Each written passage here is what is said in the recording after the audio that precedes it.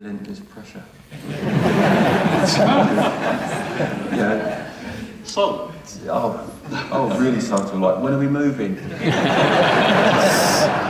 That's all. Something that come up on the television, American comedy or cop show, whatever. And when she got pregnant, she had women can get these weird cravings for food and stuff. She had geographic cravings. From America. It was so weird. That was brilliant. A siren, that we'd be watching TV and there'd be a police car, an American police car come, she'd start crying. Yeah, geographic cravings. I've never been there. Yeah, so that was a part of it, and it was a very, very big thing to her. So it was an important thing. I'd always wanted my children to grow up English, and after a while I couldn't think why. I honestly didn't. I had this thing about English, because I'm very proud to be English, and then I couldn't remember why. Why are you proud to be English? Done some amazing things. There's a little country, stuck up there in the coalpit. We speak their language. Yeah. Sorry about that. Well, you say you speak it.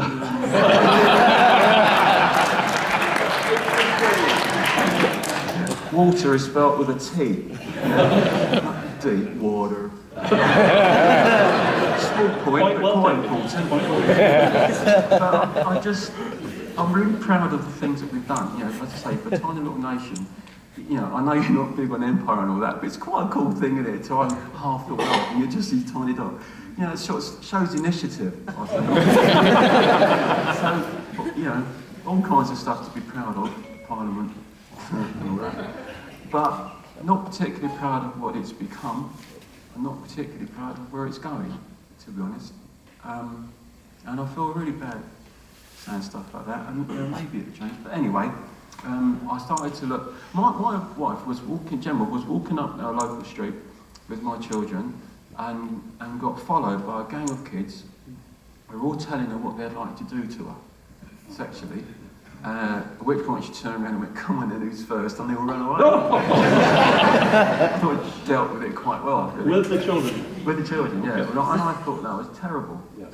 Terrible thing to do. And it just seemed that there isn't, even that, we lived in a really nice little quiet corner in Sussex. It's very lovely. Very English.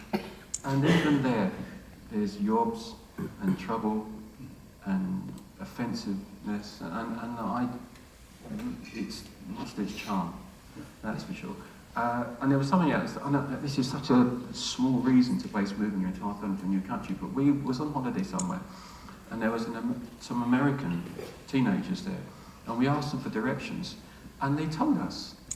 If that had been England, they'd have either beaten us up, certainly sent us in the wrong fucking direction, and nicked our purse or what they were doing it, not talk to us at all. Yeah. One of those for sure. And yet I thought, how lovely is that? They actually told us the right way as well to get to where we're going. And I thought, maybe my children would be better mixing with these people. Shitheads at home. So that was, I know it seems silly, but it really did make a difference. It made me think differently. The weather, obviously, it just rains. Last year, the wettest spring on record, 110 days I think it was, it rained every single day. You get sick of it. And when you get to my age, I know I'm not really dead, but it's getting closer. And you want every day of your life to be full. You don't want to be sitting indoors looking at puddles. And that's what you're doing. And the children are trapped indoors. They can't. All these things you plan, it's all cancelled because it rains. You just think, and it's always grey. That's why English people would say miserable. So I got no quality service. No one's always brilliant about it here. So this thing about wishing you have a nice day. I don't care whether it's genuine or not, because it feels nice. And the English are so cynical, so they say they don't mean it. when they say have a nice day, they don't mean it. You know? But then when they say you're welcome, they don't mean it. I don't care. I don't care. I'd rather have insincere pleasantness than sincere misery.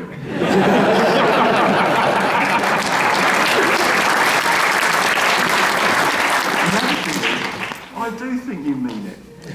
You're really nice people. I love them, man. And if it's not sincere, when the nasty bit going to come out? Is it? I've been here a year, and suddenly you go, you're not welcome, actually. Now you're not a tourist. Piss off. It's not like that. It is lovely. It's really lovely, and we're not like that. If you get food served to you in England, it never quite reaches the table. The last 2 inches, it's let go. It's here. You don't dare ask for a clean knife. You might get it back. Yeah. No, we're horrible people. You must come and visit. I work for the English Tourist Board. So everybody in the family is happy with the decision to move here? Oh, me and the wife and the children are very happy, yeah. My mum and dad were a bit upset. We made up. That's an awful long way from England. We made up, and that made the leaving much harder, because I love him, obviously. But now the children are very happy. They went to a school in England called a Steiner School, which is a very particular kind of education. It focuses more on arts than it does on maths and English. I mean, they do all that, but it's not top of the tree in what you have to achieve. They don't have exams in the early years anyway, because they don't want any hierarchy of who's best and who isn't. It's a really gentle, lovely thing. And we went to this sort of school in England for a few years, and so when we came here, and it's global, though it's Germany by originality, we found a school here in Northridge, in the valley, yes, in Los Angeles. So you put a dot there, and then you draw a circle around it, and that's where you're going to live, really, because you don't want those big long car journeys through the traffic. And so that's why we ended up there. We found the school first. The children came over and they had a 2-day visit at the school, and loved it. It's such a cool place. Mountains. Well, here it is, mountains. It's really lovely. And they say the weather's nice, and they're really happy. Got a swimming pool. It's warm. That won't happen in England. Yeah, I wake up in the morning and I walk out. We've got a little balcony. I walk out to the balcony, and there's mountains, and there's palm trees, and a swimming pool, and if people will wave to you and be nice. And say, have a nice day. Yeah, and I'm welcome apparently. And it's just so lovely, and it's so different. I wish to God I'd done it when I first met Gemma. I really do. The life here is so much more positive. The people are so much more positive, yes, and agreeable and accommodating. I feel like I've wasted, maybe that's a bit strong, but I just wish I'd done it sooner. Do you feel like she was right all along and you should have listened to her? Oh, absolutely. Yeah. But she never let me forget. Oh, I don't blame her. I don't blame her. Looking back